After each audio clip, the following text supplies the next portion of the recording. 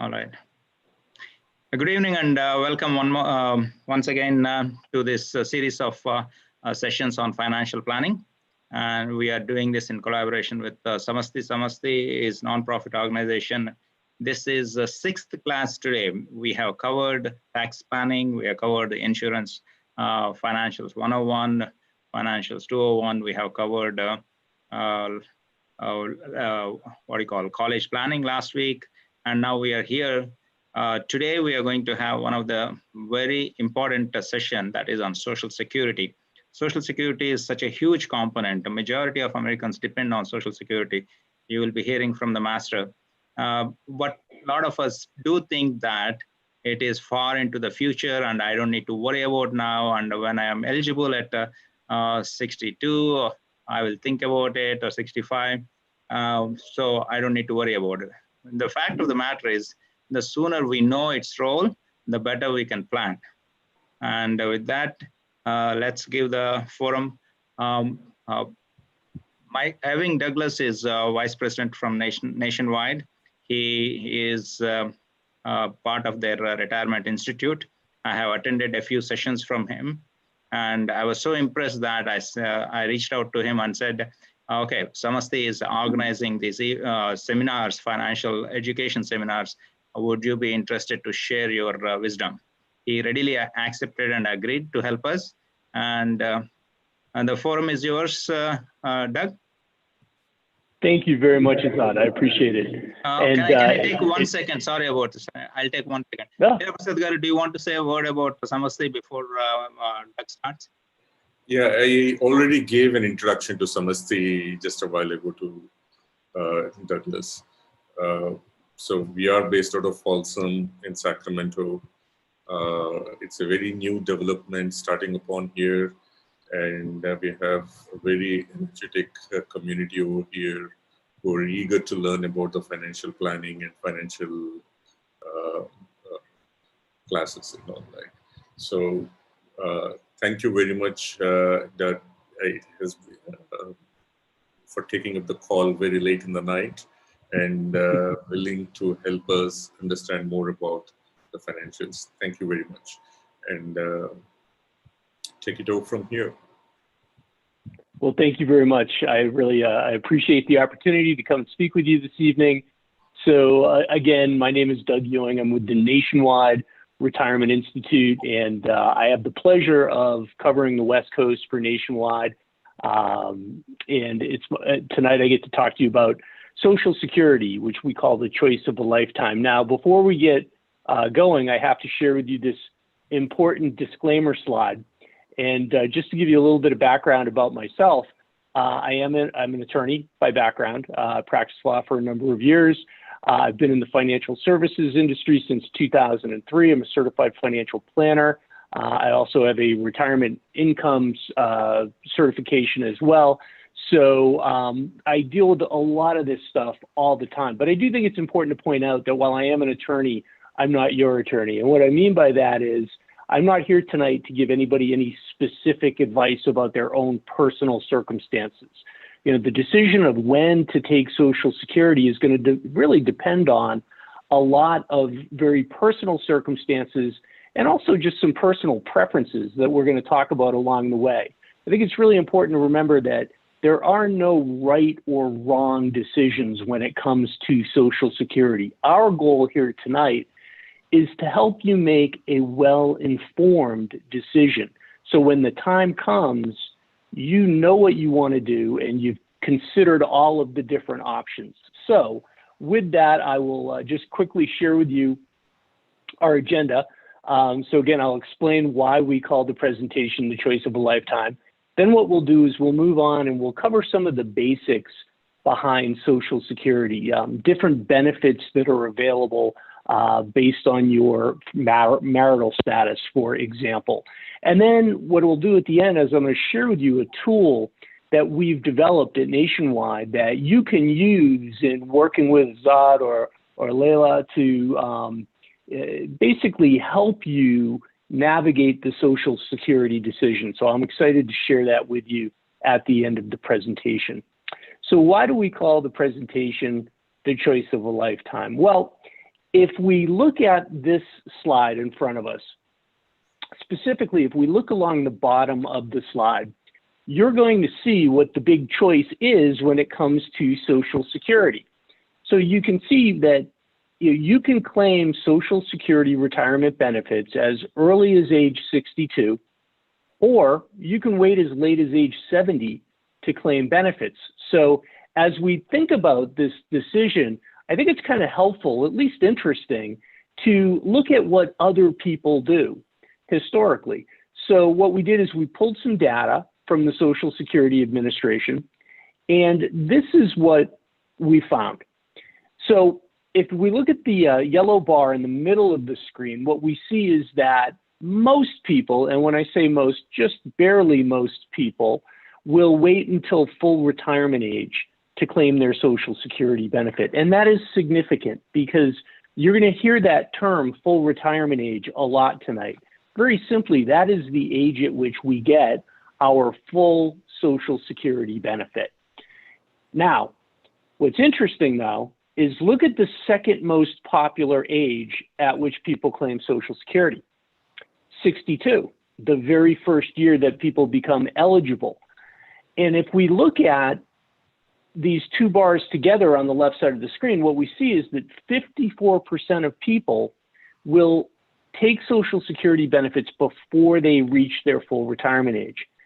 And that is significant because, as you might expect, when we take our Social Security benefit early, Social Security is going to adjust that benefit because we're going to be receiving benefits for longer. So we will actually get a smaller check when we claim early. And that decision to claim early will generally stick with us throughout our retirement. So we really want to think that through. Now, there are some good reasons why people sometimes claim early.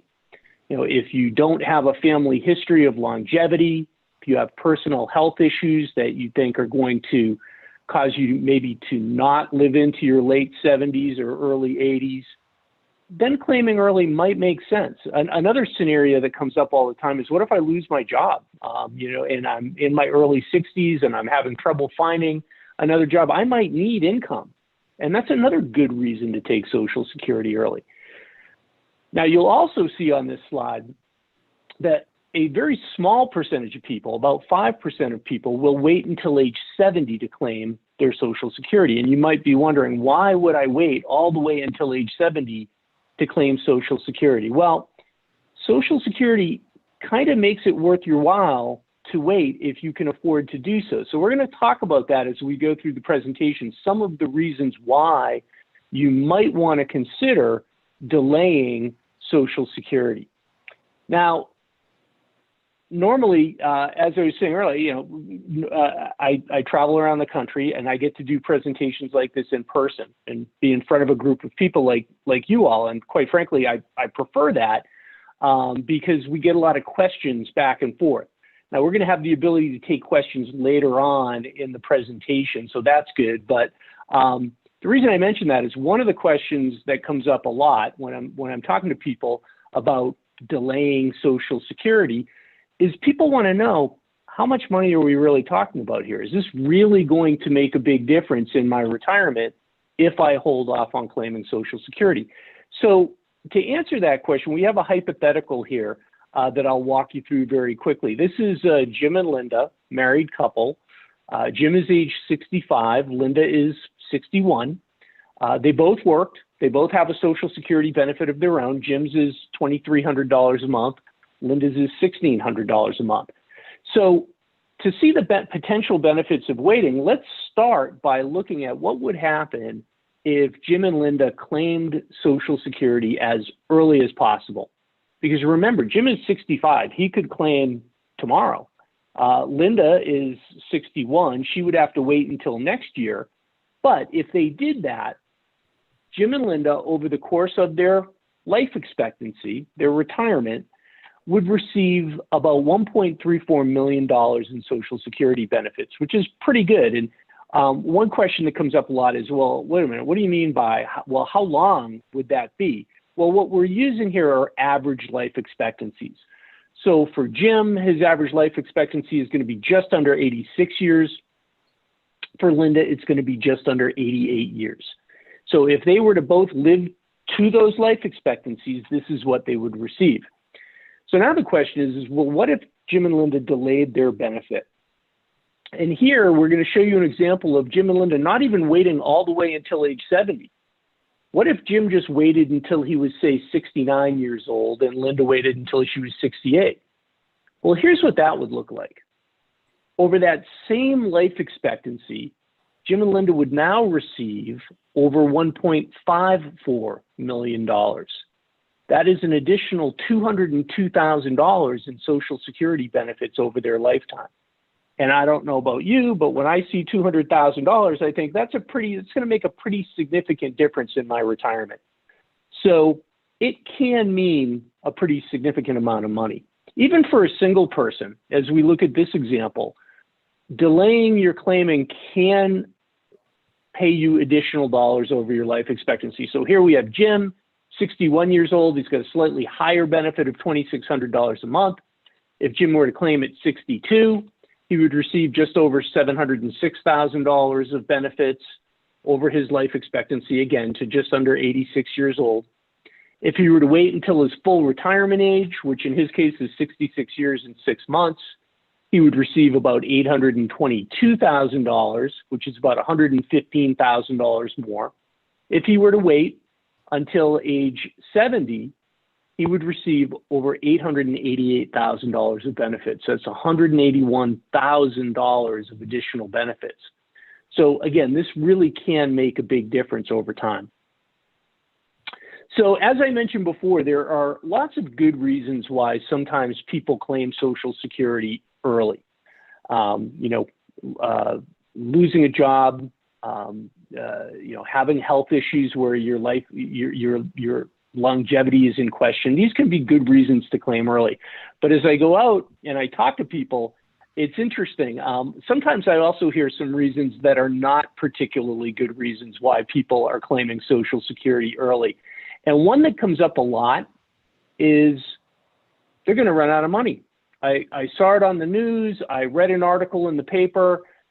The Social Security Trust Fund is going to run out of money, so I want to claim my benefits now before that happens. Now, let's talk a little bit about the solvency of Social Security. And this is actually a very timely topic because given the COVID-19 crisis that we have been through over the last 5 months, there have been a number of stories in the media lately talking about the impact that that's going to have on Social Security. When people become unemployed, what happens? Well, they stop paying Social Security taxes. And Social Security revenues for the 2020 fiscal year are going to be down significantly. And what that could lead to is an impact on the numbers that you see on the screen. So these numbers that you see on the screen were pre-pandemic. These come from the Social Security Board of Trustees. They issue a report every year.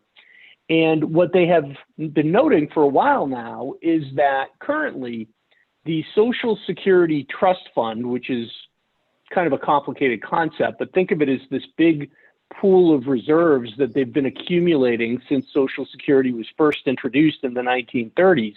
Well, in 2034, that trust fund is scheduled to be depleted. And what that means is that at that point in time, we would have to fund Social Security through incoming tax revenues, Social Security tax revenues. And unfortunately, those revenues would only be sufficient to pay about 79% of benefits. So the question is, in 2034, are we all going to have to start taking 80 cents on the dollar in our Social Security checks? In other words, are we going to get a Social Security cut? The reality is, I think that's pretty unlikely. And the reason I say that is, first of all, Social Security is a tremendously popular program.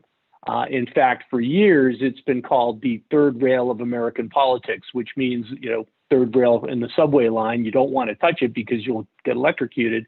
Politicians don't want to touch Social Security because people like it. They don't want to do anything with it.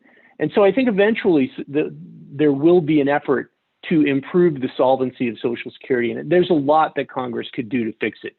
They could change full retirement age. They could make it, later.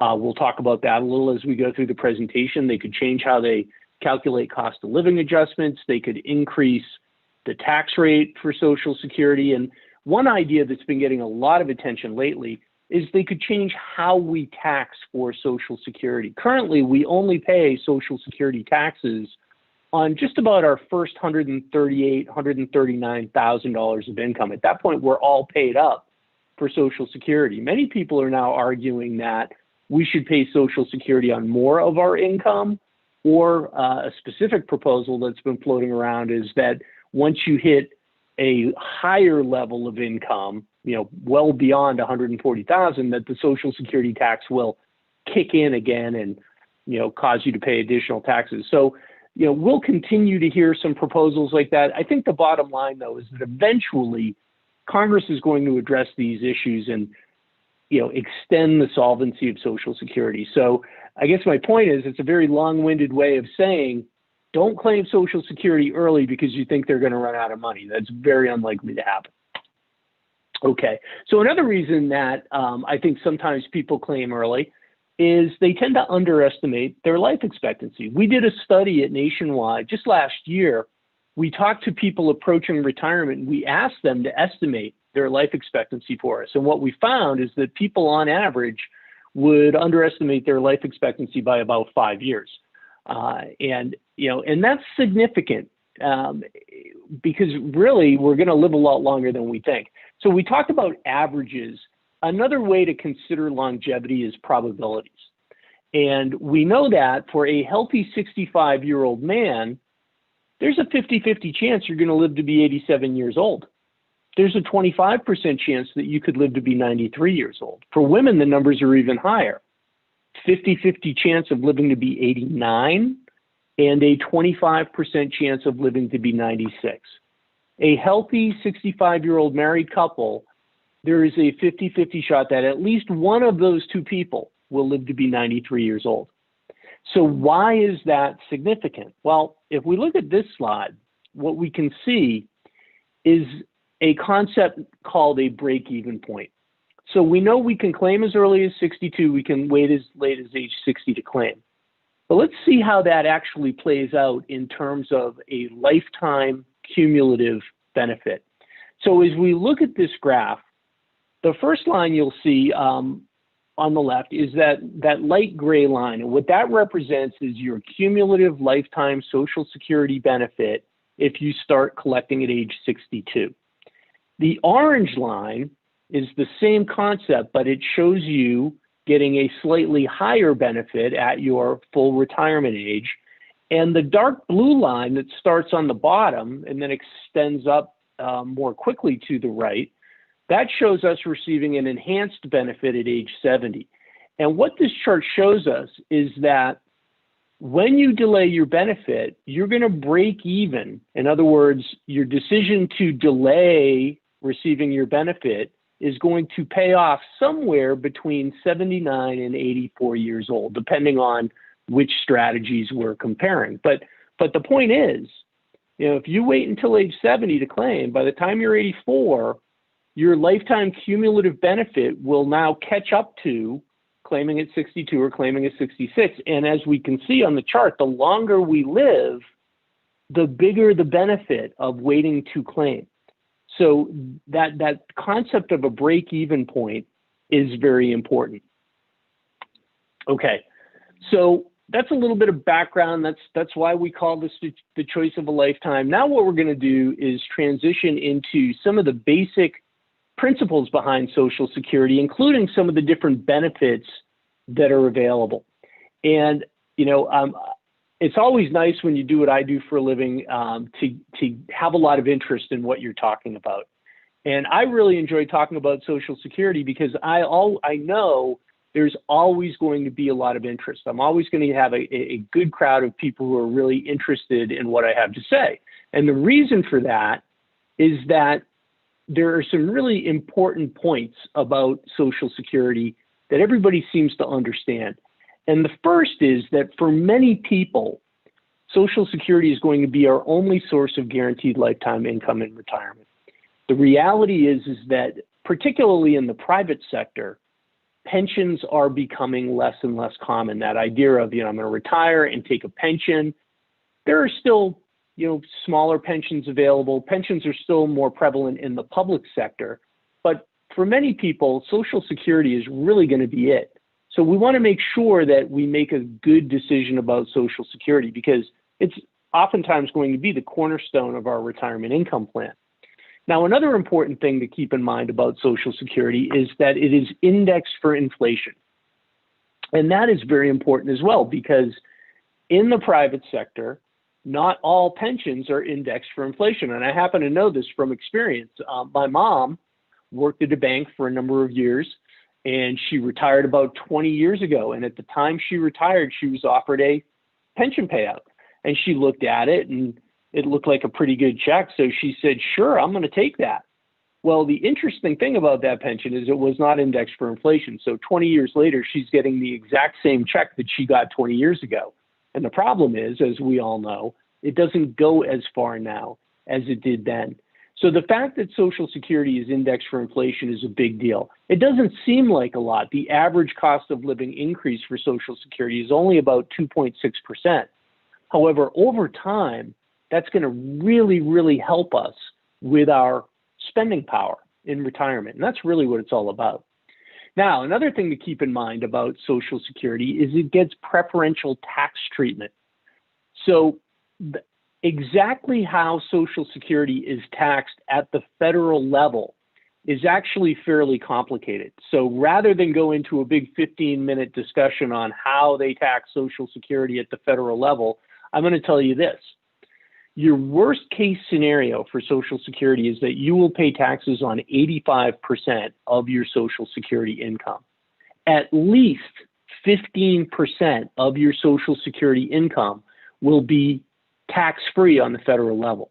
And that's kind of a nice feature. Now, in California, the tax efficiency of Social Security is even more important because Social Security benefits are exempt from California state income taxation. And that's a pretty big deal in California. So when we maximize our Social Security, if we can delay taking our benefit and get a bigger check, it means more federal tax-free income, and it means more California state tax-free income. And that can really help us. Tax efficiency in retirement is very important. It can help us extend the life of our assets, and that's very important. Now, the last thing I want to mention is survivor benefits. When we were talking about when people claim Social Security, we noted that only 5% claim at age 70, and we were contemplating why would somebody wait until age 70 to claim their Social Security benefits? Well, survivor benefits are really probably the biggest reason that most people choose to wait. So let me just kind of walk you through how survivor benefits work and then explain how delaying your benefit can improve survivor benefits. So if you are married and you have the higher Social Security benefit between you and your spouse, remember that your benefit when you die will likely become your spouse's survivor benefit. And when we maximize our own benefit, we are maximizing the survivor benefit that our spouse will get when we're gone. So let me walk you through a quick scenario just to explain what I mean. So let's say my wife and I, we both worked. We're both going to collect Social Security when we retire. My benefit is $2,500 a month. My wife's benefit is going to be $1,500 a month. So collectively, between the two of us, we're going to get $4,000 a month. So what would happen if I were to pass away? Well, it's a good news, bad news scenario for my wife. The good news is that my $2,500 a month benefit would become her survivor benefit. Now, the bad news, though, is that her $1,500 a month benefit that we were also getting is also going to be rolled into her $2,500 a month survivor benefit. So remember, before I passed away, we were getting $4,000 a month. After I pass away, she will get $2,500 a month. She'll get that survivor benefit, which is good, but she's also going to lose her own benefit. Now, if I wanted to, what I could do in order to improve her survivor benefit is I could wait until age 70. And my benefit might go up to $3,000 a month. And if I were to lock in that $3,000 a month benefit for myself, I'm also locking it in as my wife's survivor benefit. So sometimes people are very cavalier and say, well, it doesn't really matter when I claim because eventually I'm just going to die and, who cares? Well, if we ask that same person, would you like to maximize your spouse's survivor benefit? Oftentimes the answer is, well, actually, when you put it like that, yes, I would like to do that. So keep that in mind. We'll talk more about survivor benefits. So this slide is kind of fun. You might be looking at this woman saying, who is that? Well, she's actually a bit of a celebrity in Social Security circles. Her name is Ida Mae Fuller, and she was the very first recipient of a monthly Social Security check.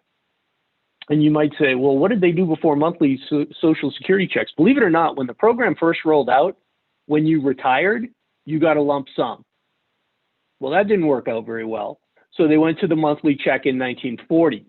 And you can't see it on the slide, but the amount of her check was $22.54. And that leads me to the point that appears on the bottom of the slide, which is Social Security was never intended to be our primary or our sole source of income in retirement. And it's really true. And this is something I'm a financial planner, by professions, part of what I do.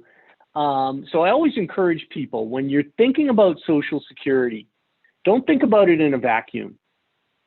Think about what your expenses are going to look like when you retire, right? So, I think about this all the time. I'm getting closer and closer every year. And what I think about is, okay, if I retired tomorrow, I'm still going to have certain expenses that I'm going to have to pay every month, right? My house isn't going to be paid off, so I'm still paying a mortgage. For most people, that's their number one expense in retirement is housing. But then number two is healthcare. I'm going to have to pay for Medicare. I'm going to have to pay for Medicare supplemental insurance. I'm going to have out-of-pocket expenses. For most people, that's number two. Then there are taxes, insurance, groceries, transportation, all of these different things. Once you get a handle on what that number is, and I encourage you to start thinking about this, then compare it to what you're going to get in Social Security. And what you're going to find in most cases is your Social Security is not going to be enough to cover those essential monthly expenses. And that's a great opportunity to sit down with Azad, sit down with Leila, and just come up with a plan to generate additional income. There's a lot of strategies that are available that can help you make sure you have enough income to cover those fixed monthly expenses, because Social Security on its own probably won't be enough. Okay, so here's what everybody wants to know. How much am I going to get, right? That's what everybody wants to know. So when I retire, how big is my Social Security check going to be? So in order to answer that question, we have to look at two things. The first is a term called primary insurance amount, which I will explain in a second. And then the second is my full retirement age. So let's tackle primary insurance amount first. What does this even mean? Well, this is just a fancy way of saying the amount of your check at your full retirement age. So your primary insurance amount is the amount on your check, your monthly check at your full retirement age.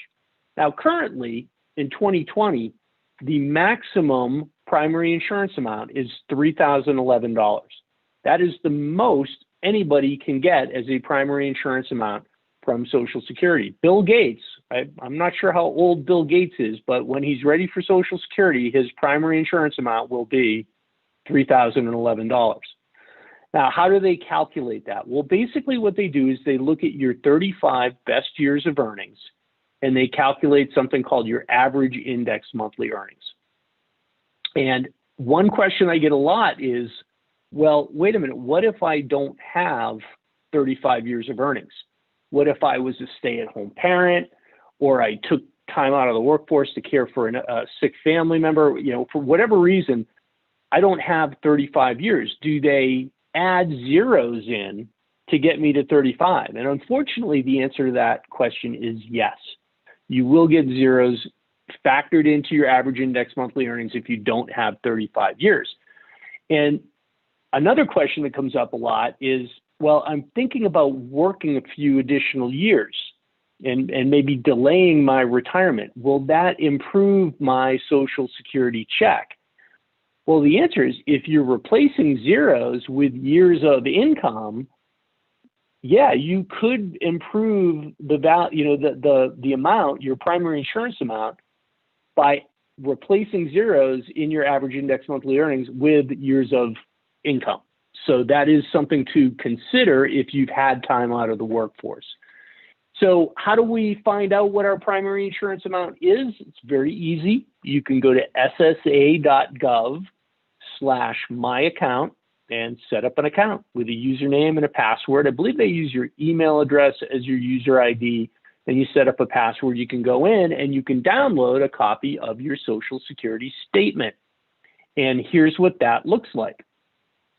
So there's a lot of useful information on your Social Security statement. The first thing you're going to see on there is your primary insurance amount. And this is based on your current average index monthly earnings. So it could change between now and the time that you retire if, for example, you get a better job and you start making more money, or if you stop working and that impacts your average index monthly earnings. It can change, but this is what it looks like as of right now. When you look at the second page, what you will see is a range of outcomes. They will show you, if you claim at 62, you will get this much. If you claim at age 70, you will get this much. So this allows you to kind of see what your range is in terms of what you might get. And then it depends on when you claim, which we're going to show you in just a second. And then finally, the last thing you'll see on your statement is your earnings record, which is always kind of interesting to look at. The reason that they put it on here, however, is because these are the numbers they're relying on when they calculate your average index monthly earnings. So you always want to check these numbers and make sure that they are accurate, because I actually was just reading an article today. I get a newsletter from Social Security every month, and they were commenting today that you always want to check this record, because sometimes employers make mistakes when they're reporting your Social Security taxable earnings. So you always want to check it, make sure it's accurate. If you do see a mistake in there, there is a process by which you can provide documentation to Social Security and get them to adjust or correct your statement. But the other thing that you're looking for here is, I would argue, you're looking for zeros, especially if you're one of these people who've had time out of the workforce. You want to figure out, okay, how many years of substantial earnings do I have? How many zeros are they going to factor in? And that's when you can look at, well, geez, maybe I should work a few more years to get a few of those zeros out of my earnings record that are dragging my average wage down. But that's what you'll see on your Social Security statement. And I encourage everybody, to get one. Now, they do send them, but not as often as they used to. So if you are not signed up with SSA.gov, you will get a statement every 5 years until you turn 60. At age 60, they start sending them every year. However, be aware that once you sign up for SSA.gov at My Statement, they will stop sending you paper statements, and you will have to go in and download your own statement. So that's just something to keep in mind. Okay, so now we've talked about primary insurance amount. We're going to talk about full retirement age. Full retirement age is not 65. And I just say that because a lot of people think they just think, when they think of retirement, they think age 65. And 65 is important. That's when we sign up for Medicare. We'll talk about that next week. But it's actually 66. For people approaching retirement right now, born in 1954 or earlier, full retirement age is 66. For those of us born in 1960 or later, full retirement age is actually 67. So as you can see, Social Security is already, moving that full retirement age up a little bit. If you were born between 1954 and 1960, it goes up by 2 months a year. So it's not always a nice round number. If you were born in 1958, your full retirement age is 66 years and 8 months. So We want to know what our full retirement age is because that's going to impact our decision on when we claim, because that's going to tell us how big a reduction we get if we claim early and how big a benefit we get if we claim later. So here, what we're looking at is, let's assume that our full retirement age is 66 and our primary insurance amount was $1,000 a month. What we see on this slide is I can claim at 62, but look what happens. I'm only going to get 75% of my primary insurance amount, or $750 a month. That's a pretty big reduction. Now, I can also wait until age 70, and this slide is a nice illustration of something called the delayed retirement credit. For every year that I'm full retirement age, but I delay taking my benefit, I get an 8% credit based on my primary insurance amount. So as you can see on this slide, if my full retirement age was 66, but I don't claim until 70, I get a 32% increase in my benefit. I'd be at $1,320 a month. So that's 32% higher than my primary insurance amount. It's also 76% higher than if I claim at 62. So this is where, you really want to be thinking about when you claim. And one point I'll make here, I forgot the point I was going to make here. Oh, I know what I want to say. Just be aware that you can literally claim any day between 62 and 70. You don't have to wait for a full year in order to get that 8% delayed retirement credit. They credit you 0.2% every month. So if I wanted to retire halfway through a year, I would get 4%. So just be aware that you don't, because sometimes with pensions, you have to finish a year to get an increase. With Social Security, it's a monthly adjustment. Now, if my full retirement age was 67, that's going to impact things as well, because now I can still claim at 62, but now look at my reduction's even bigger.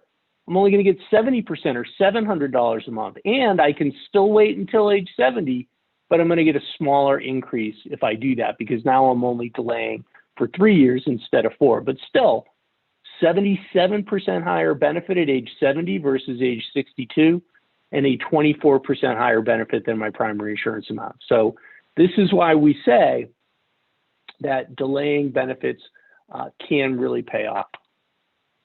So this slide is a little, it's organized a little strange. So let me just, I'll cut right to the chase what we're talking about on this slide.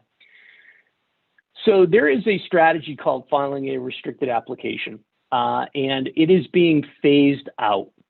So basically where we are right now is, if you know somebody who turned 66 last year, in other words, their birthday, their date of birth was January 1st, 1954 or earlier.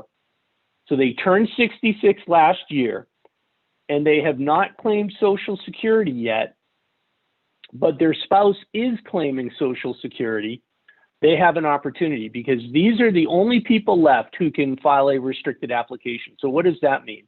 Well, in that scenario, I turned 66 last year. I haven't claimed my own Social Security yet. I'm waiting until age 70, but my spouse is already taking Social Security. What I can do is I can go to Social Security and say, I want my spousal benefit, which we will talk about in a second. It's 50% of my spouse's primary insurance amount. And I can collect that benefit while I'm waiting for my own benefit to grow, and then I could turn on my own benefit at age 70. In the right scenario, this is like free money. However, like I say, this strategy is being phased out. So for people who were born after January 1st, 1954, you can no longer do that. So I don't want to spend too much more time on that, but if you do know somebody who it sounds like they fall into that category, call Azad, run it by them. They can get me involved. We can talk about it and see if it's an opportunity to collect some additional Social Security. Okay, so now let's talk about some of the different benefits that are available. We're going to talk a little bit more about survivor benefits. I'm going to talk about the spousal benefit. We're also going to cover divorce. which comes up a lot. I'm not going to talk about disability, just don't have time tonight. And for dependent children, let me just very quickly mention something we're seeing a little bit more often these days. As people wait until later in life to have children, sometimes what's happening is people are getting to retirement age and they still have children age 17 or younger at home. So if you are eligible for a Social Security retirement benefit because you're 62 or older, but you have minor children at home, be aware that when you turn on your Social Security benefit, those minor children will also get a benefit up to 50% of your primary insurance amount. So this can be a good opportunity for when people are thinking, hey, I'm 62, I'm gonna retire, I'm gonna turn on my Social Security, the kids can get some money. Now, this doesn't always mean that it's gonna be the right decision. I actually just took a call earlier today from an advisor who was working with a client, and the daughter was almost 17 already, and so the additional benefit that she would get didn't really justify him turning on his benefit early, because that would have impacted his wife's survivor benefit. And so it doesn't always work, but it can work in certain situations, so just be aware of that. So let me talk very quickly about the spousal benefit. And the good news here is this benefit is not as important as it used to be. So back in 1960, about 60% of women were only eligible for Social Security because they were married to somebody who was eligible for Social Security. Now, to become eligible for Social Security, you have to have 10 years in which you have earned $6,000 for the year. Once you do that, you're eligible. But back in the 60s, a lot of women didn't work. And back in the 30s and 40s, when Social Security was first being implemented, that was definitely the case. So they came up with this spousal benefit. And what the spousal benefit is it's a benefit for spouses who either don't qualify for Social Security or they qualify for a very small Social Security benefit.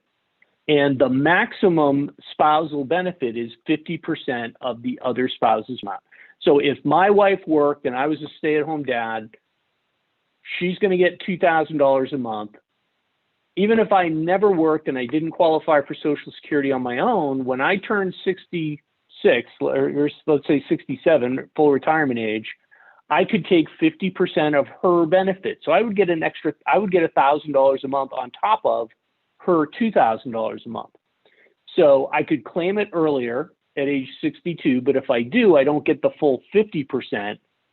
I would get less than that. I get about 35%. And again, back in 1960, this was a big deal. 60% of women didn't qualify for Social Security. Well, fast forward to 2017, only about 20% of spouses will end up taking this spousal benefit, because the bottom line is if my benefit is worth more than 50% of my spouse's benefit, I'm just going to take that. I'm not going to need that spousal benefit. But it is there, and it still does come into play occasionally, so we do want to be familiar with that. Now, for survivor benefits, we've really kind of already tackled the basics, but I do want to mention a special rule about survivor benefits that you do want to be familiar with. So with survivor benefits, this is the one time under the Social Security rules where you can claim one benefit and then you can switch to another benefit later on. So let's say my wife and I both worked, we had similar earnings records. I'm going to get $2,000 a month, she's going to get $2,000 a month. And we turn 60 and I pass away. So now my wife is 60 years old. She's got my survivor benefit, and then she's also got her own benefit. So she could leverage that by implementing the following strategy. She could say, I'm going to claim my survivor benefit based on Doug's record. So my $2,000 a month, but if she claims at 60, remember, it would be reduced. So she would get about $1,400 a month. We're assuming full retirement age of 67. So she would collect that $1,400 a month, but while she was collecting that $1,400 a month, remember, she has her own benefit, and that benefit's going to continue to grow. In fact, by the time my wife turned 70, her benefit would now be at least $2,480 a month. And at that point, she could switch from her survivor benefit to her own benefit, which she would then collect for the rest of her life. She could do it the other way around too. She could take her benefit at 62 and then switch to my benefit at full retirement age. So it doesn't work quite as well, but it would still be a way for her to get some money in the short term and then switch to the higher of the two benefits later on. So be aware of that with survivor benefits. If you know somebody who is in their 60s and they're widowed, that is something that they're going to want to be able to take advantage of. Okay, so now we're going to touch on divorce. And let me try to simplify this as best I can. When it comes to divorce, the most important question is, how long were you married? And the magic number is 10 years. If you were married to somebody for 10 years and then you get divorced, you maintain all of your rights against your ex-spouse's record as though you were still married, which means that you could get a spousal benefit or you could get a survivor benefit. The big issue when it comes to divorce is remarriage. So the good news, though, is that if you get divorced and then your ex-spouse gets remarried, that does not impact your rights at all. So sometimes people say, well, I don't want to make a claim on my ex-spouse's record because he or she got remarried and I don't want to mess up their new spouse. If you claim on your ex-spouse's record, it does not impact your ex-spouse at all. You do not need their permission. You do not need their cooperation. All you need is their date of birth, their social security number, and proof that you were married for 10 years. You can go to the Social Security office and they will explain to you what benefits are available on your ex-spouse's record. So that's important to know.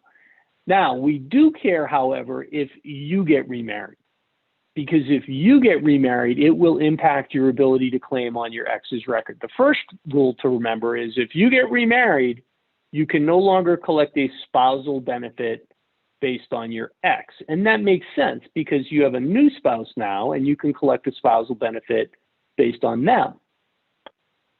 With survivor benefits, the issue is, how old were you when you got remarried? If you got remarried before you turned 60 years old, you can no longer collect a survivor benefit if your ex-spouse dies. However, if you get remarried after age 60 and then your ex dies, you can collect a survivor benefit based on your ex, even though you've remarried, because you remarried after age 60. So those are some general rules to keep in mind about divorce. This is a question that comes up all the time. I'm thinking about collecting Social Security, but I'm still working. Now, I don't like to make really general statements about Social Security, but in this case, I'm going to. If you are still working, unless you are 70 years old or older, you might want to hold off on claiming Social Security. And here's why. If you are not full retirement age yet and you are working, your income from work will result in Social Security withholding a portion of your benefit. So you can see on the left side of the slide, there's a threshold of $18,240. For every $2 you make above that threshold, Social Security holds $1 of your benefit back. So if I made $48,240, that's exactly $30,000 above the threshold. Social Security would withhold $15,000 of my benefit, which could be the whole thing. Now, eventually, you're going to get that money back because when you hit full retirement age, that withholding stops. And in fact, they take the money they withheld and they factor it back into your benefit going forward. So you're not losing that money forever. The big issue, in my opinion, with withholding is it's very confusing. I've worked with a couple of people over the years who have had Social Security withhold their benefit. You get these letters that explain what they're doing, but not very clearly. And if your income changes from year to year, your withholding changes from year to year, and it can get really messy. So if you were still working, I would say, hey, you're working, you have income, don't claim Social Security yet. If you're over full retirement age, you may say, well, I can collect Social Security now, and there's no more withholding my income or withholding on my Social Security.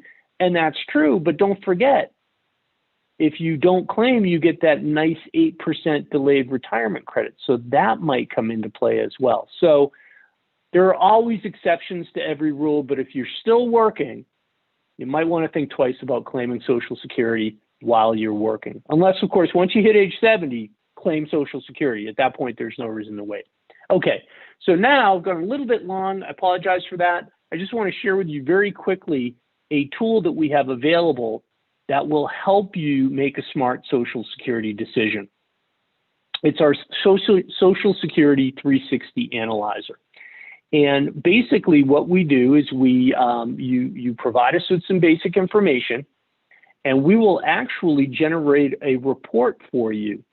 And what's really interesting about this report is it will walk you through step by step exactly what you need to do to receive the maximum Social Security benefit based on your life expectancy. But the thing that I like about the report, and remember our break-even slide? A lot of times what a Social Security calculator like this one is going to do is it's probably going to tell you to wait until age 70 to claim. Because statistically, that's how you're going to maximize your benefit. But if you're like me, I'm already a little bit bummed out that I have to wait until I'm 67 to get my full Social Security benefit. I'm not really necessarily too excited about the prospect of waiting until age 70. So what we can do with our report is let you look at alternatives. So for example, on this slide, we're looking at total lifetime benefits.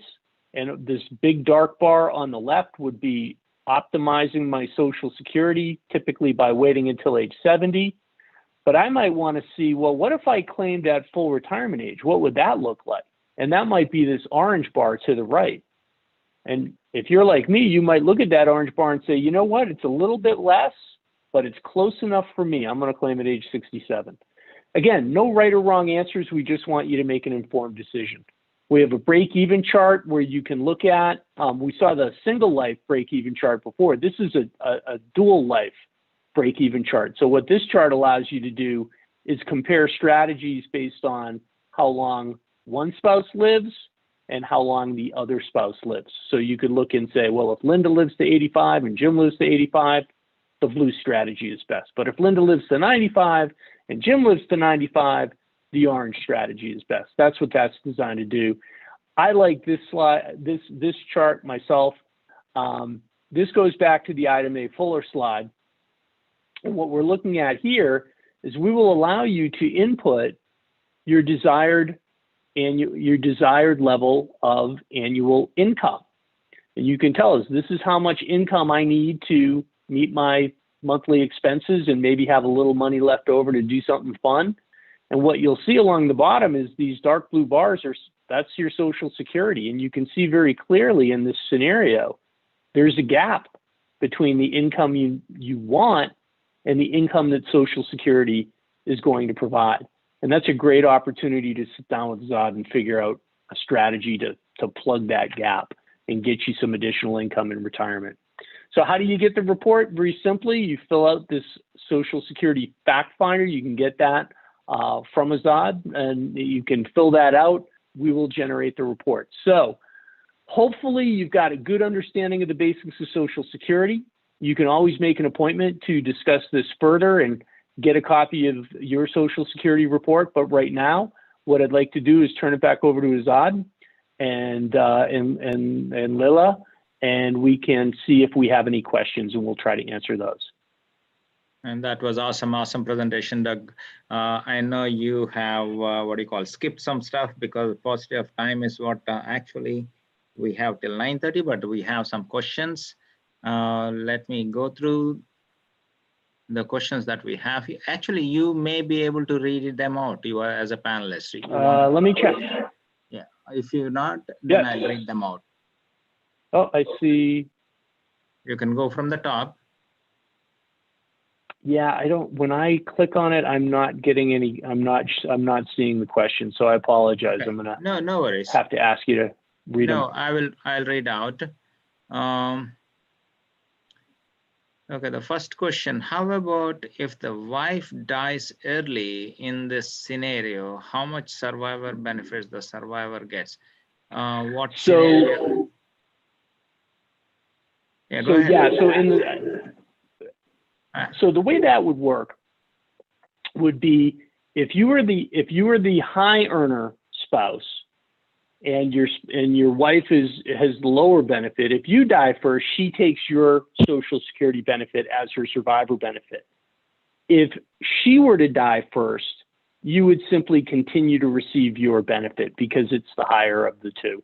So in that case, so survivor benefits typically go from, they're there to benefit the person with the lower Social Security benefit. They step up. If you have the higher Social Security benefit and your spouse dies, you just continue to receive your own benefit going forward. Okay, so basically whoever is highest, they continue to get that. Yes, okay. Right. Okay, what happens to the survivor benefit if you die before you start collecting Social Security? Okay, so that's a good question. So let's say that somebody dies in their late 50s or say 60 years old. Well, what happens is Social Security is going to capture what would be your primary insurance amount at that moment. So they're going to look at your average index monthly earnings and they're going to basically say, okay, this would be your primary insurance amount. That amount, assuming it is higher than the other spouse's benefit, that becomes the survivor benefit. And the question then becomes, how old is the widow when they claim that benefit? If the widow claims the benefit at full retirement age, they get that full amount. But remember, a widow can claim a survivor benefit as early as age 60. If they do that, though, that amount, that primary insurance amount that was set when the deceased spouse died, that would be reduced because the surviving spouse is claiming early. But if they wait and they claim at full retirement age, they would get that full benefit that is, excuse me, established when the deceased spouse passes away. Okay. Question, do we necessarily need to acquire those 40 credits to get Social Security? Or if, say, for example, somebody was unemployed for whatever reason, there's no Social Security that he gets at all, he or she? So yeah, so the way eligibility works is, you're right. The terms they use, it's 40 credits. So the way that works is you can get up to 4 credits in a year, and you get a credit for every just over $1,500 that you make. So if you earn $6,000 in a year, you get your 4 credits for that year. And as long as you have 10 years in which you get 4 credits, that means you're eligible for Social Security. Now, at that point, your Social Security benefit might be fairly small if that's all you made, but at least you would be eligible for a minimum or sort of a minimal Social Security benefit. My question was, what if there was no credits whatsoever? So if you don't have 40 credits, if you didn't have that 10 years, well, now you're not eligible for Social Security retirement benefits. So that was really what the spousal benefit was meant to address. So if you're single and you don't qualify, you don't qualify. If you're married and you don't qualify, well, now you can at least get the spousal benefit based on your spouse's primary insurance amount. Okay, I have one more question. And in the forum, there are lots of immigrants here. So they have their older parents who have immigrated and over the period of time, they got their green card and citizenship, but they do not have any credits whatsoever. Do they get any Social Security on their own? I don't believe so. Okay. Unless there's an exception that I'm not familiar with, they would not, without that work history, they would not qualify for Social Security benefits. I heard from one of my friends that they were given some social security. I don't know, something like $600 or something per month they get. We may have to verify whether it's California government's what do you call support, or whether it's the social security support. Yeah. Okay. Hey, Azad, I have quite a few questions over here. Maybe I have a couple of more here. Then I'll give the to you. Okay, so in order to maximize the benefits, one has to wait until later in life to collect. But if they did die before they have started to collect the benefits, when will the survivor receive the benefits and how is it calculated? Hope the question is complete. Okay. Yeah, so that kind of goes back to the question we were just addressing. So the benefit is established when the deceased spouse passes away. And then the calculation, once we know what that is, so let's say my benefit, I passed away at age 60, and my benefit was going to be $2,000 a month. Now, my spouse can claim that survivor benefit as early as age 60. But if she claims at 60, remember, they're going to reduce it, and she's only going to get 70% of that benefit. So instead of getting $2,000 a month, she would get $1,400 a month. So the benefit is established when the decedent passes away, and then the ultimate benefit that goes to the survivor depends on when the survivor files. If he or she files at full retirement age, they get the full benefit. If they file early, the benefit will be reduced. And the reduction is very similar to the slides we saw, that kind of showed 750, going all the way up to 1320. Okay. Can you explain a situation where someone has to take early retirement due to disability? So, okay, so I can touch on disability, and this is not really my area of expertise, but the way that Social Security disability works, I think the easiest way to explain it is it's almost like getting an advance on your retirement benefits. So let's say I'm 55 years old and I become disabled. And by the way, the Social Security definition of disability is basically completely unable to engage in gainful employment. It's a very strict standard. It's hard to qualify for Social Security disability. But if I do, what they're going to do is, again, they're going to look at my average index monthly earnings. They're going to calculate what would have been my primary insurance amount at that moment, and that becomes my disability benefit. So I'm 55, and let's say they determine that, at that point, my primary insurance amount would have been $2,000 a month. Well, that's what my disability benefit is going to be. And I'm going to get that $2,000 a month starting at age 55. And I can collect that. Now, assuming I'm permanently disabled, I would collect that all the way until I hit my full retirement age. And then when I hit my full retirement age, my disability benefit becomes a retirement benefit. The amount will not change. I will get the same amount that I was getting before, but it will just, on paper, it goes from being a disability benefit to a retirement benefit. So I hope that answers the question. Okay. Lila Prasad, you can take over. Yeah, I have, Doug, I have about 10 questions here. Okay. So we'll just giving the numbers so that you can moderate the time. So first question, is the Social Security distribution after retirement age taxable? Yes.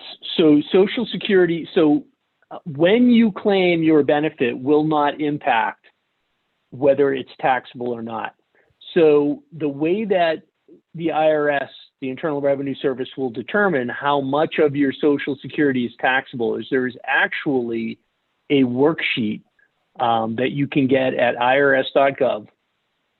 And what they do is they look at all of your income. So income from retirement accounts, income from pensions, income from investments. And then they take all of that income and they add half of your Social Security benefit to it. That's called provisional income. And then how your Social Security is taxed depends on what your provisional income is. And it's a little hard to explain. Once you get over certain thresholds, so for example, for a married couple filing a joint return, for provisional income under $32,000, you don't pay any tax on your Social Security. Between $32,000 and $44,000, you pay taxes on 50% of your Social Security. Anything above $44,000, you pay taxes on 85% of your Social Security. But what they do is that's the maximum. So your Social Security will never be more than 85% taxable. If your income is low enough, your Social Security might be less than 85% taxable. You might pay taxes on 60% of your Social Security or 50%. In some cases, if you have no other income, you might not have to pay taxes on your Social Security. But the calculation is pretty complicated. And like I say, if you're interested in finding out more about that, if you go to irs.gov and type in Social Security, you should be able to find that worksheet that will show you exactly how you calculate how much of your Social Security will be taxable. Okay. So the second question, what is the minimum years one has to be in US to be able to claim Social Security? Is it still 10 years? Yeah, it is. So it's really, and I'm not, this is a little bit outside of my area of knowledge. So I'm getting some questions I haven't had before, quite honestly. But it really, I don't think it doesn't really matter how long you've been in the U.S. Really, what matters is how long have you been paying into Social Security. And it's that once you've been paying into Social Security and you've got that Social Security income for 10 years, now you're going to be eligible. Now your benefit may not be, you may still have a fairly small benefit at that point because you've only been paying in for 10 years. And remember, they use 35 years to calculate your benefit. But, and it's interesting. Always remember that Social Security is considered a quote unquote earned benefit. So what you get depends on what you pay in. But as long as you've been paying in for that 10 years and, over $6,000 each year, you will be eligible for Social Security. And then the next step is, well, what is your actual benefit going to be? And that's where you get into the longer you work, the better your benefit is going to get. Okay. So the third question here is along the same lines. Another scenario, say if I am on a visa that says that I can stay here only for 6 years, post that, if I move back, what happens to the Social Security? Can I claim it from the foreign country? That's a good question. Well, for one thing, if you're only in the United States for 6 years, even if you pay into Social Security that entire time, you're not going to be eligible for a benefit because you haven't paid in for 10 years. I don't think there's any mechanism. So if you left the United States, if I understood the question correctly, it's actually kind of a good question. Well, if I'm not going to collect Social Security, do I get my Social Security taxes back? I don't know the answer to that, to be very honest. But it is a good question. You would certainly get credit for that time. So if you came back to the United States later on, you would still have credit for that 6 years that you worked. And then you would only have to work for 4 additional years to become eligible for Social Security. So that's, I think that's the best answer I can give. Okay. So following to that, like if a citizen decides to move back to another country to retire, does that person still get Social Security? And is there a proof of life has to be submitted every year per say? Yeah. I'm trying to think. I apologize. I don't have these rules off the top of my head.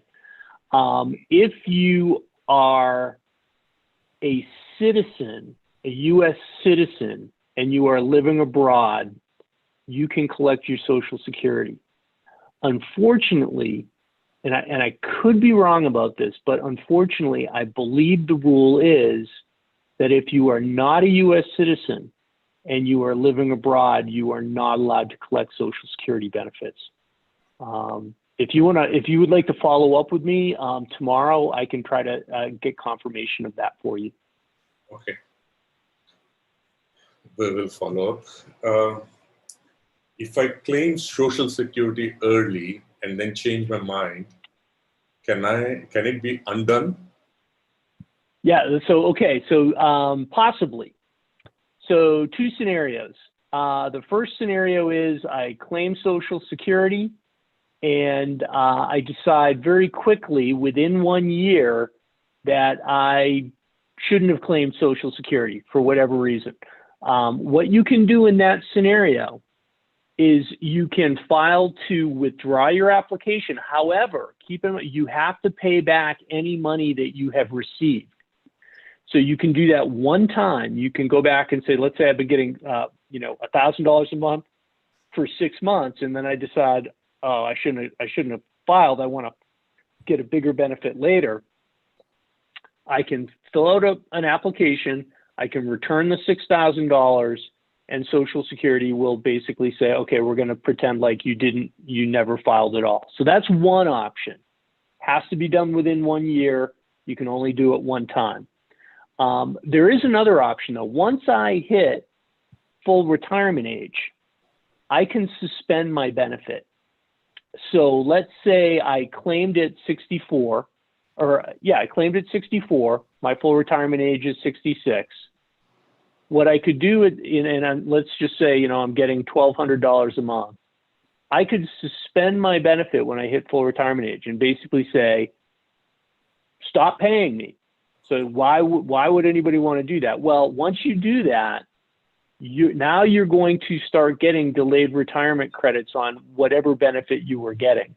So you could, get that, get the 8%, turn it on the following year, turn it on 2 years later for a 16% higher benefit. We don't see that done very often, but you could do it. So if you want to withdraw your application, you pay back the money. As long as you do it within a year, you can do that. The other option is once you hit full retirement age, you can suspend your benefit and get delayed retirement credits on whatever it is you were getting, and then turn your benefit back on later on. So I think that answers the question. Yeah. So the next one, will Social Security benefit increase with the inflation? Will they increase with inflation? The answer is yes. So Social Security cost of living adjustments are based on, and this gets a little technical as far as they're basically based on a weighted inflation measure that is, inflation that excludes certain volatile things like food and energy. Now, in recent years, the inflation adjustment for Social Security has been very small because inflation in the United States has been very low over the last few years. So there have been some small increases, but as I mentioned before, the average is about 2.6%. That's the historical average cost of living adjustment for Social Security. Okay.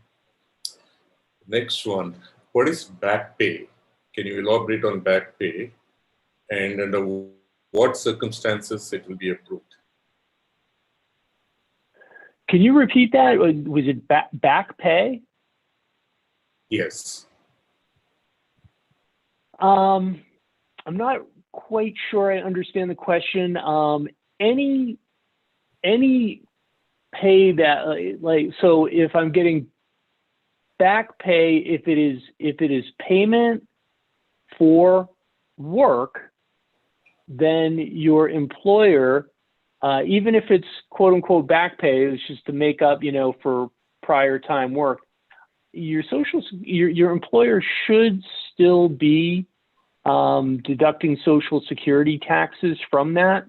And as long as you're paying Social Security taxes on that money, then you will get credit for that in terms of calculating your future benefits. So I'm not aware of any rule by which back pay would be excluded from, I mean, I think you would still have to pay Social Security taxes on it, so you would get credit for it.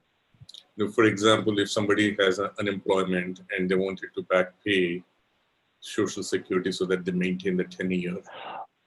Oh, I see. Oh, so if somebody was getting, well, if you're getting unemployment, you're generally not paying Social Security. And I don't think that,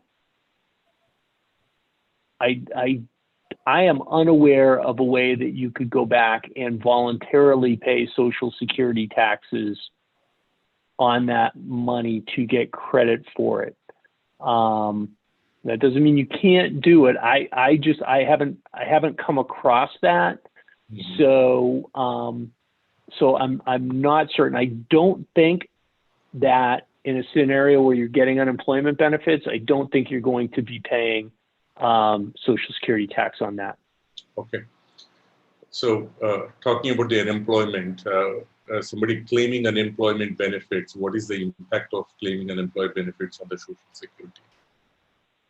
Well, it's not so much that you're claiming unemployment benefits. That's not going to impact your Social Security one way or the other.